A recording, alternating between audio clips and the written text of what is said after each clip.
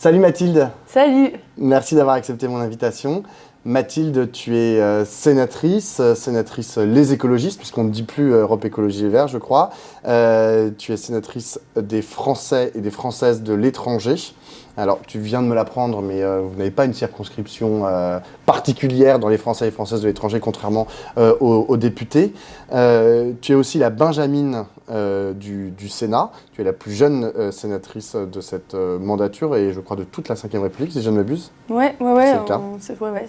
Et bien justement, ma première question, avant de rentrer dans le dur de certains sujets, c'est ça fait quoi d'être une jeune femme élue de la République, jeune sénatrice qui arrive au Sénat, puisque tu as été élue il y a quelques semaines, dans un climat politique particulièrement, je trouve, violent? Alors moi je suis arrivée pleine d'espoir parce que je pense que c'est important quand on s'engage en politique et quand on fait de la politique d'avoir de l'espoir dans notre engagement, dans ce qu'on a envie de porter. Donc avec l'envie d'essayer de faire bouger les choses tout en sachant que j'arrive dans une institution qui est très conservatrice. Là on le voit, je pense qu'on va y revenir, mais les projets de loi sur lesquels on a travaillé depuis que je suis élus, ils ne sont pas particulièrement enthousiasmants. Donc c'est quand même essayer de trouver des petits espaces pour nous, pour faire entendre notre voix dans cette institution. Et puis aussi pour amener une voix différente quand même dans les débats, même si on est minoritaire, face à la droite conservatrice qui prend d'ailleurs une pente toujours plus conservatrice. Voilà. Et donc porter ça au Sénat, pour moi, c'est important. Et puis c'est aussi l'idée de porter aussi une autre représentation. Et je pense que c'est important pour nous à gauche que de faire ça, que de féminiser notre représentation, que de la rajeunir aussi, parce qu'on en a absolument besoin de cet investissement des jeunes en politique, sur les questions sociales, sur les questions écologiques. Et donc c'est aussi ça que j'ai envie de porter en étant présente ici et en me disant que j'ai ma place aussi et que je suis légitime dans cette institution. Mais justement, si je prends deux projets de loi que vous avez eu, enfin une proposition de loi et un projet de loi que vous avez eu à étudier, sur lequel vous avez eu à travailler depuis que tu es élu, la proposition de loi sur l'écriture inclusive et le projet de loi immigration, est-ce que tu as le sentiment d'avoir pu dire quelque chose, d'avoir pu faire entendre ta voix, concrètement, tout ce que tu viens de me dire, l'espoir, la voix différente, etc. Est-ce que tu as l'impression que sur ces deux textes, que tu as servi à quelque chose? Oui, je pense que c'est important de se dire qu'on sert à quelque chose, même si on est dans l'opposition, pour porter cette voix différente. Alors sur la proposition de loi sur l'écriture inclusive, sur l'interdiction de l'écriture inclusive, que ce soit dans le travail préparatoire, que ce soit en commission, aller participer aux auditions du rapporteur, et puis apporter une voix différente face à tous les experts d'ailleurs de l'écriture inclusive aussi qui ont participé et qui nous ont montré d'ailleurs pendant ces auditions pourquoi c'était important de favoriser le développement de l'écriture inclusive en France. Et voilà, apporter une voix différente, pas laisser juste la droite porter ses idées et poser ses questions biaisées. Donc c'était important d'être présent, même si au final, dans les résultats et dans le texte voté, bien sûr qu'on est totalement en désaccord, mais c'était quand même un moment important pour aussi affirmer nos valeurs et affirmer, par exemple, notre position sur l'écriture inclusive et sur son importance. Et puis sur le projet de loi immigration. Alors c'est plus compliqué quand même. Ouais, parce qu'on a quand même été sur une fuite en avant de la droite, avec l'AME quand même qui a été la suppression de l'AME. Oui, concrètement, vous n'avez rien pu faire, quoi. Ouais, voilà. Globalement, on n'a rien pu faire là-dessus. Mais c'est quand même important d'être présent et de porter notre voix parce que moi, je suis sénatrice des Français de l'étranger. Donc on est aussi en quelque sorte des immigrés dans les pays où on habite, nous. Et la voix de la France, le rayonnement de la France à l'étranger, il passe aussi par sa politique de visa, par sa politique migratoire, parce que ça a un impact énorme. J'étais il y a un mois en Tunisie pour rendre visite aux compatriotes sur place.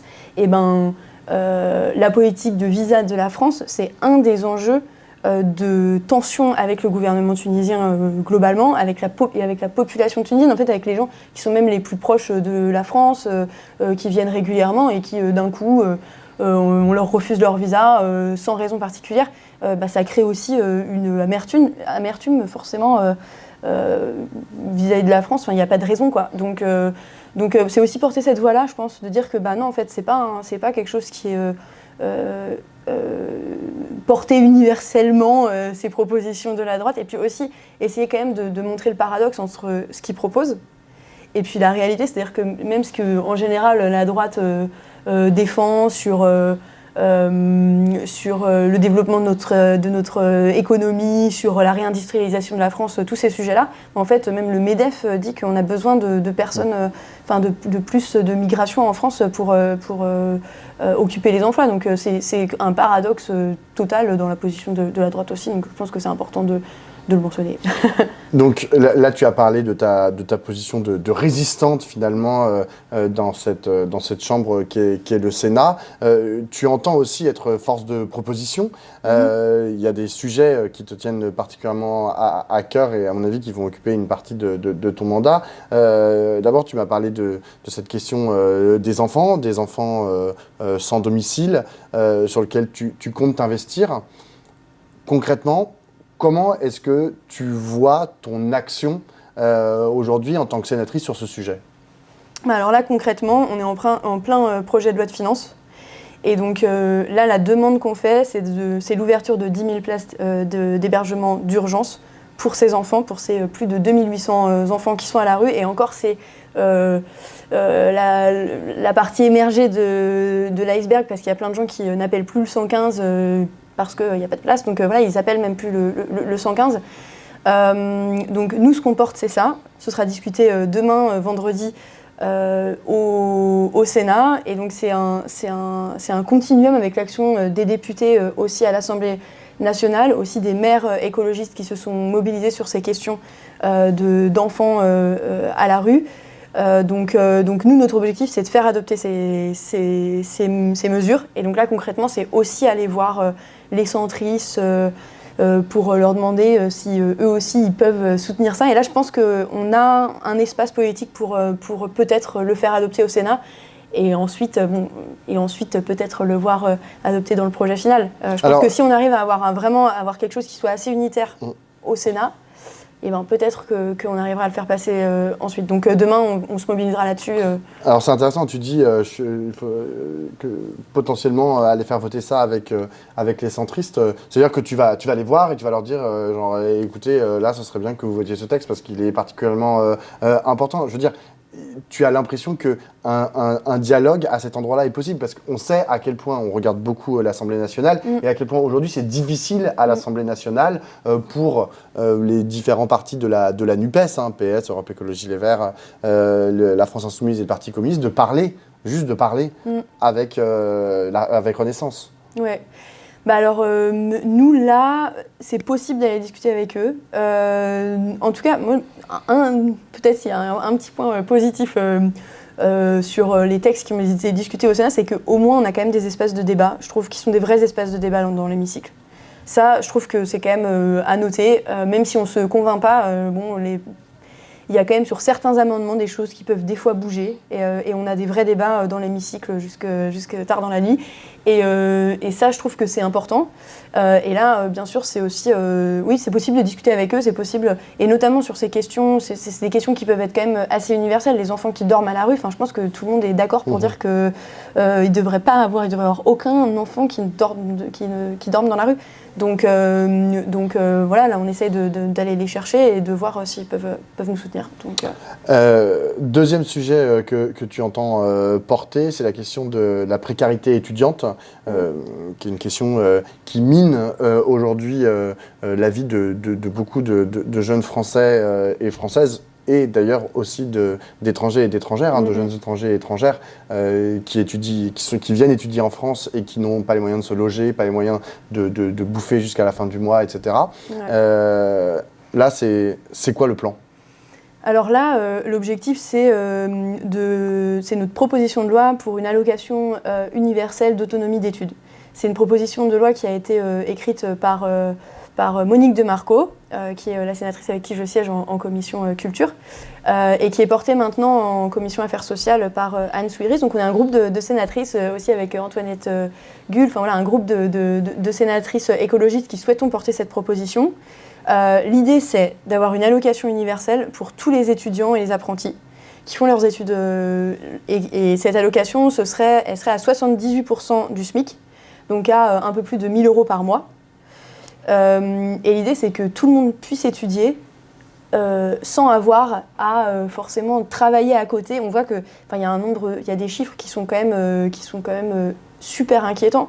Quand on parle de la jeunesse aujourd'hui, c'est un nombre d'étudiants qui sont face à la précarité alimentaire, à la précarité énergétique, à la précarité, globalement aussi, même psychologiquement et dans leur accès à la santé aussi, qui sont énormes. Cette précarité, elle est vraiment, elle était déjà présente et elle est encore en train de monter. Et en fait, le système actuel de soutien aux étudiants, les bourses, en fait, elles ne permettent pas de répondre à la précarité étudiante aujourd'hui. Ce que nous disaient les associations, on est allé aussi rencontrer des assos qui luttent contre la précarité alimentaire. Et ce qu'elles nous disaient, c'était que plus de 50% de leurs bénéficiaires, ils ne sont pas dans le système de bourse actuellement. Donc ils ne touchent pas de bourse.